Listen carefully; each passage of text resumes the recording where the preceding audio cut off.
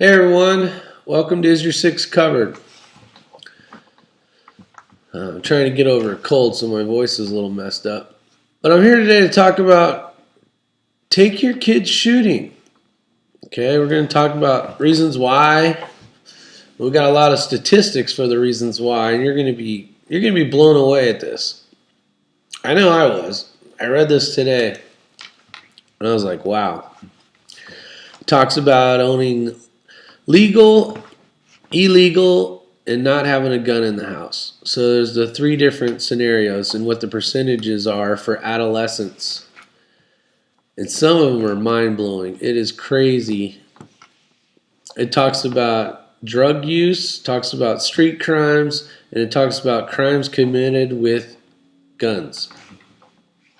And I'll do that at the end of the show, but you're going to be blown away. All right. So let's talk about taking your kids shooting. Remember, as a young child, guns were, if your parents didn't teach you about it or before they did, those things were mysterious, and you just wanted to put your hands on it and wonder what it could do. And that's the worst thing a kid can have thoughts of. He needs to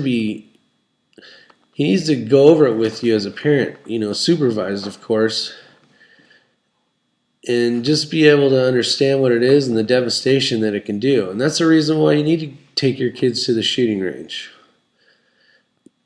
What I think is more important even than that is just getting a couple BB guns, going out to the backyard if it's safe, behind your property or whatever, setting up a table, a couple chairs with your kids, depending on how many kids you got, throwing some aluminum cans out there as targets, or if you have some extra sporting clays you can throw out on the ground there, set them up and shoot at them. But before you do that, you need to go over the topics of safety.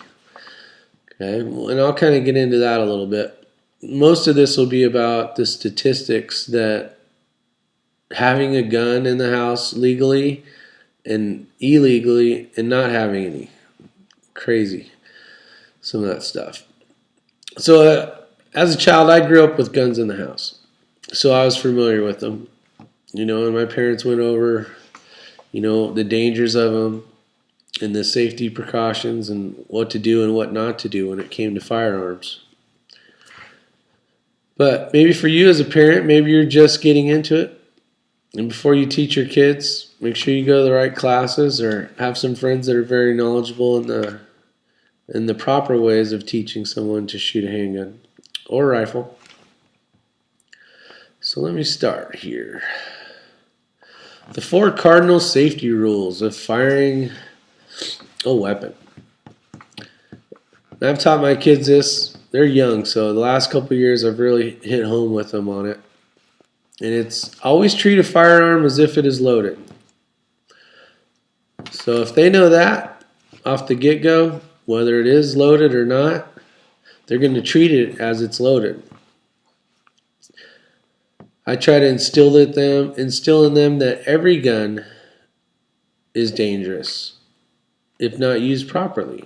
Whether it's a toy gun, I've taught them, don't point that gun at anyone.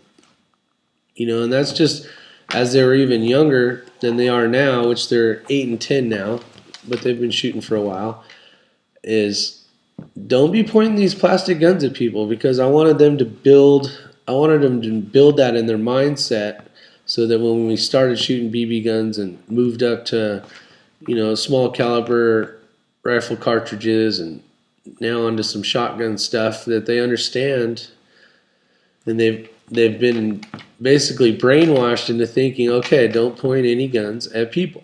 And I think when I use the word brainwash, it just sounds wrong, but I've instilled that in their minds since they were very young. Always keep the firearm pointed in a safe direction. That's good stuff to know right there, right? And even as the most experienced gun handlers, you'll see it sometimes, whether it's going to the gun store, especially some of the guys that haven't gone to classes or anything like that, they're pointing that hopefully unloaded firearm that they're checking out at the gun store at basically the person that handed it to them. And I see them cringe not all the time because it doesn't happen too often. Excuse me. But it's just, when I see it, I cringe as well, just knowing that is just so wrong. So that's rule number 2, is to always keep it pointed in a safe direction. Always keep your trigger finger off the trigger. Your gun will not fire if something does not pull the trigger. So if you can keep your finger out of the way, then you will be fine.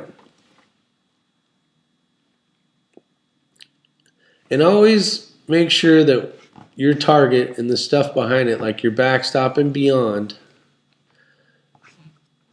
that it's clear. There's nothing out there. Whether you're shooting into a forest, that's hard to know unless you're familiar with the area or you basically own the property and it's kind of a hill behind it. You got to be careful. Some of those calipers can go a long ways.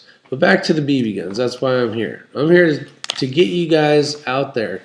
You guys fell in love with it when you were young, and it's your duty as a parent to get your kids out there and show them how much fun shooting can be.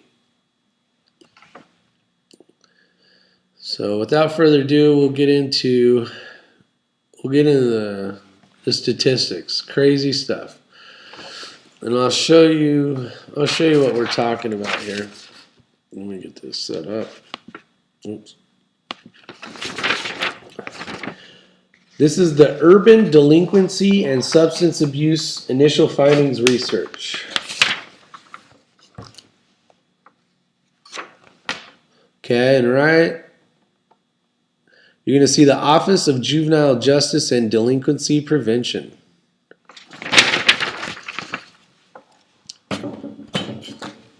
You're going to see some crazy statistics as far as I'm concerned. This came out in March 1994.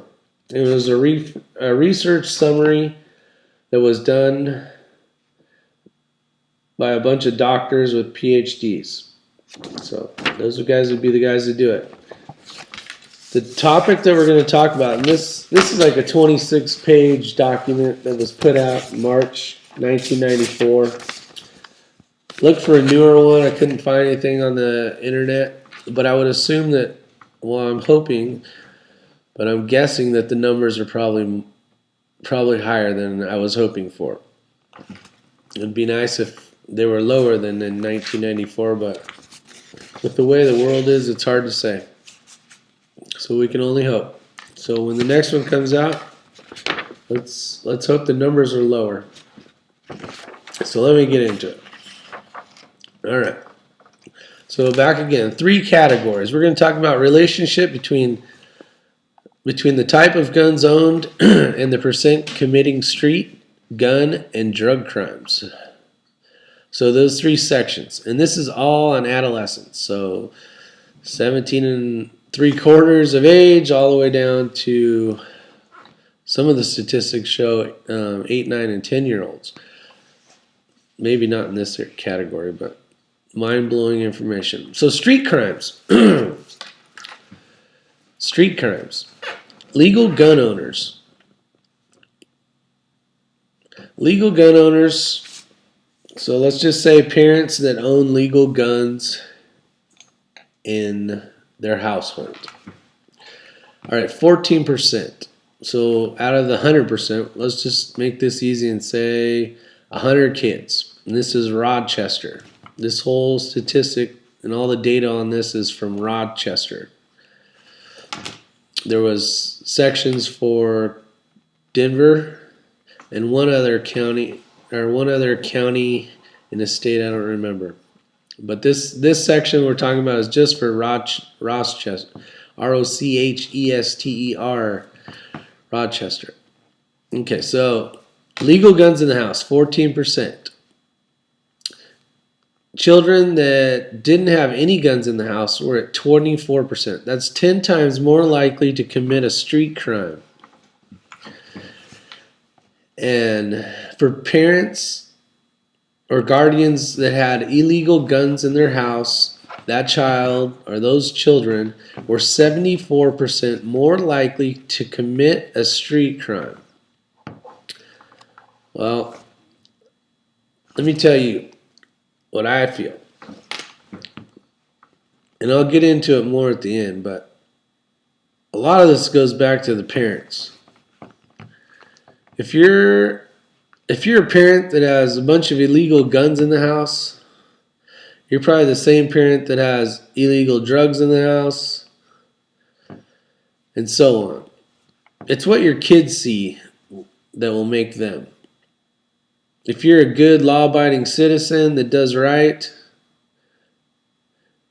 you are 60% at least more likely to have children that are going to be law-abiding citizens as well. Crazy number. That is just amazing to me.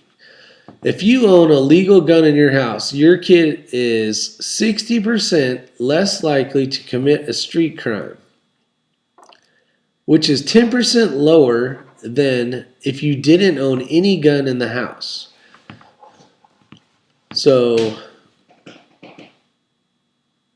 I think that goes back to what we talked about in the beginning of this video, is talking about the responsibility as a parent, teaching your kids the value and what a gun can do. Amazing. Here's something that I like to see. And it's a statistic that I just picked it up off the internet.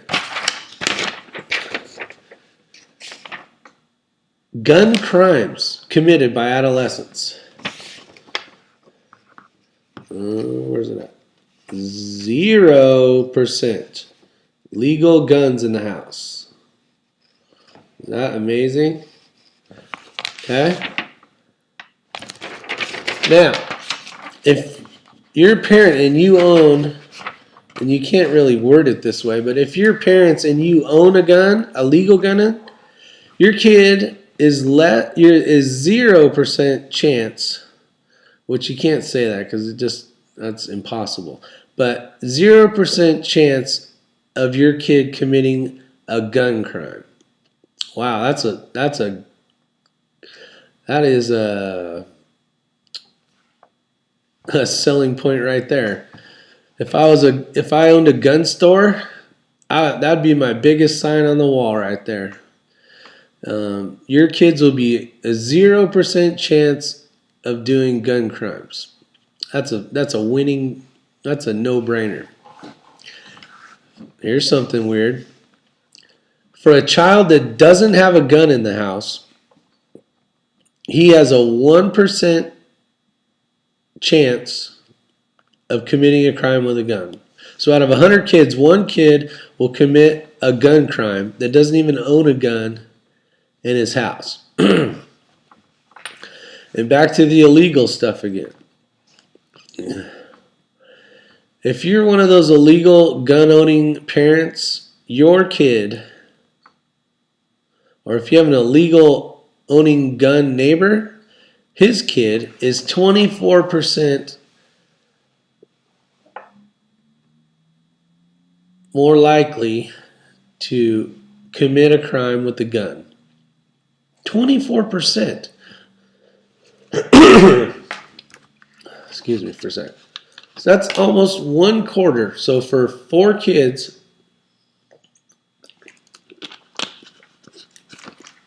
one of those kids is basically going to commit a crime with a gun. Amazing. Okay. Now we're going to talk about drug use. Well, Mr. Six, what does that have anything to do with guns? Well, I'll tell you at the end, because I think it has a lot to do with guns. Or not so much guns, but the person that has the gun is what, or doesn't have the gun, because we have a non-gun section. All right. For the legal gun owners, the parents that own legal guns, your kid has a 13% chance of using drugs. Okay, well, you think, well, like we said, why does that have anything to do with it? It doesn't. It's raising your kids correctly. But along with that, let's go the other way. Kids that live in a house with no gun, right? They're 15% more likely to use drugs. That's 2% higher than legal gun owners' children. So just owning a gun, a legal gun, in your home gives your kids a 2% less chance of taking drugs. There's another no-brainer. All right. And for those of you that have illegal guns in the house,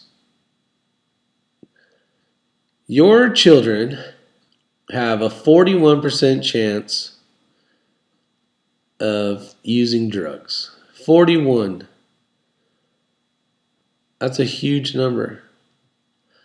It's a little less than half, but almost half. So think of it this way. If you have two kids in your household and you're an illegal gun owner, one of your kids is taking drugs. But if they're raised in that kind of atmosphere, more than likely, both of them are taking drugs. So this is an average. So I think it goes back to parenting. All these statistics, if you take all these statistics, it boils down to parenting. Now this is just my opinion and what the statistics say from March of '94. But if the parents are doing wrong, your children are going to do wrong. So if you're making bad decisions, they're going to make bad decisions. There's no other way to put it.